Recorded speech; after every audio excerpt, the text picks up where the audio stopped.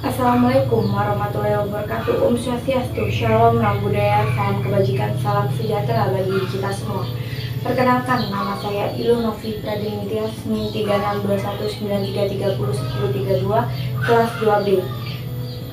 Dan yang terhormat kepada Bapak Suwarso selaku dosen pengampu mata kuliah kewarganegaraan yang saya hormati. Baik, di sini saya akan menyampaikan tentang kasus kenakalan remaja. Seperti yang kita tahu, kasus kenakalan remaja di era modern ini sudah melebihi ambang batas yang tidak wajar. Banyak dari anak-anak di bawah umur yang sudah mengenal dengan rokok, narkoba, dan bahkan banyak yang terlibat dengan tindakan kriminal lainnya. Seperti contohnya tawuran antar pelajar. Apa faktanya? Fakta ini sudah tidak dapat dipungkiri lagi.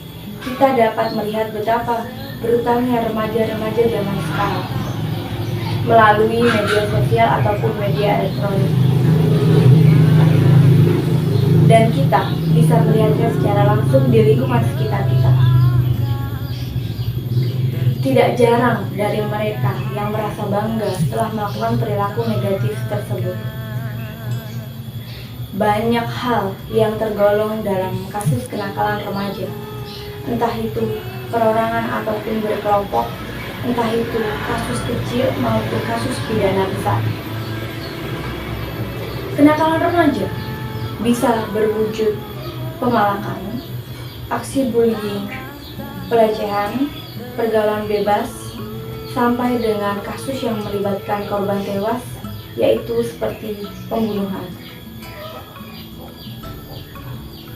Hal tersebut bisa terjadi karena adanya faktor-faktor yang menunjang akan perubahan perilaku di kalangan remaja ini.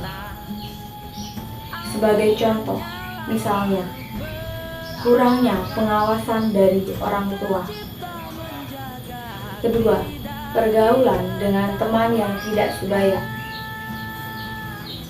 Dan pengaruh lingkungan yang sangat besar. Rasa ingin coba-coba yang begitu besar. Kurangnya dasar agama yang kuat. Tidak adanya media penyalur bakat dan hobi dari masing-masing kalangan remaja tersebut. Kebebasan yang berlebihan, masalah yang terlalu banyak dipendam. Jadi, dari kasus kenakalan remaja ini, peran kedua orang tua sangatlah penting. Karena tanpa pengawasan dari orang tua, anak akan merasa bebas dalam memilih sembarang teman-temannya dan tidak bisa memilih dan memilah mana teman yang baik dan mana teman yang tidak baik. Serta peran lingkungan di sini sangat berpengaruh karena tempat kedua dari rumah adalah lingkungan. Anak akan menghabiskan waktu di luar rumah lebih banyak daripada di dalam rumah.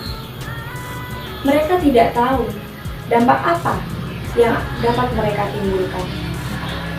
Mereka akan kehilangan masa depan mereka dan kehilangan orang-orang yang mereka sayangi. Mereka tidak menyadari bahwa mereka generasi penerus bangsa ini yang seharusnya mereka bisa membawa bangsa ini menjadi lebih maju dan lebih baik lagi.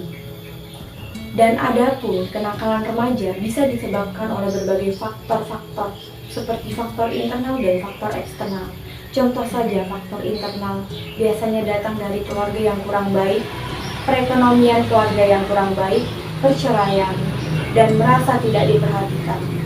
Sedangkan faktor eksternal dapat terjadi karena adanya pergaulan sosial dengan orang-orang yang salah, masyarakat yang acuh, pengaruh teman yang kurang baik, dan lain sebagainya.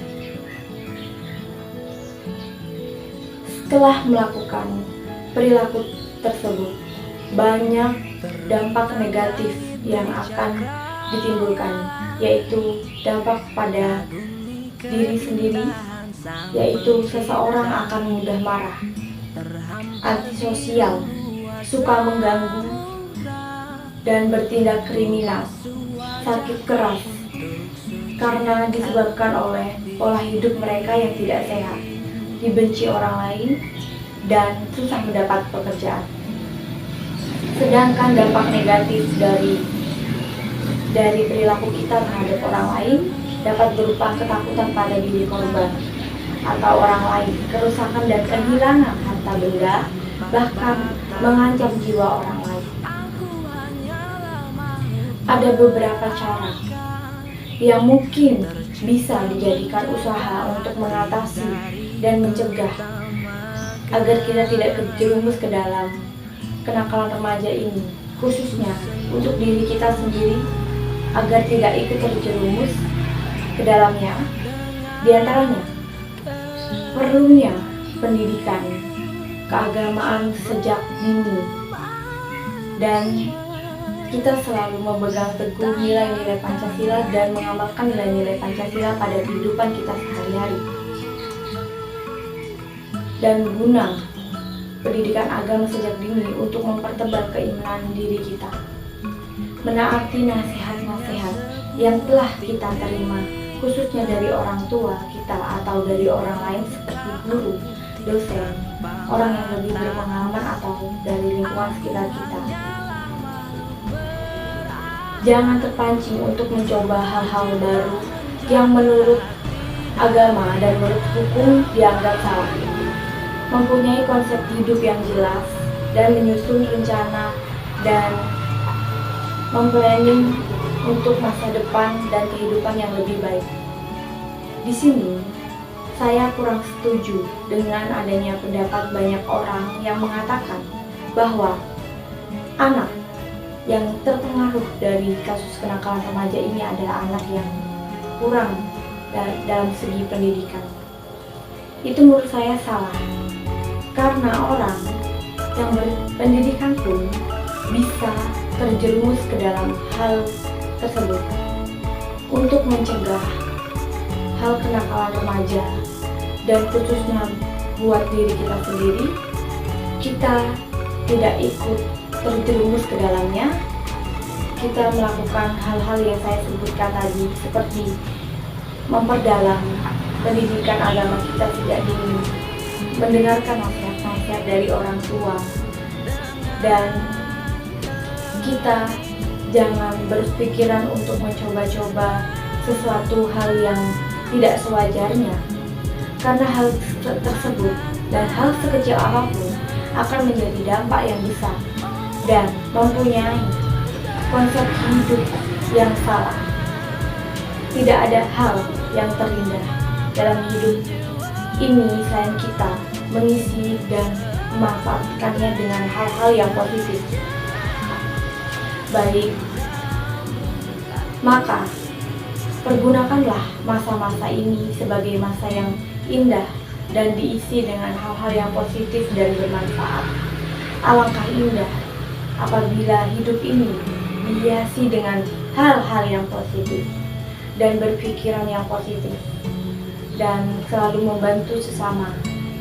Terima kasih dan sekian dari saya. Wassalamualaikum warahmatullahi wabarakatuh.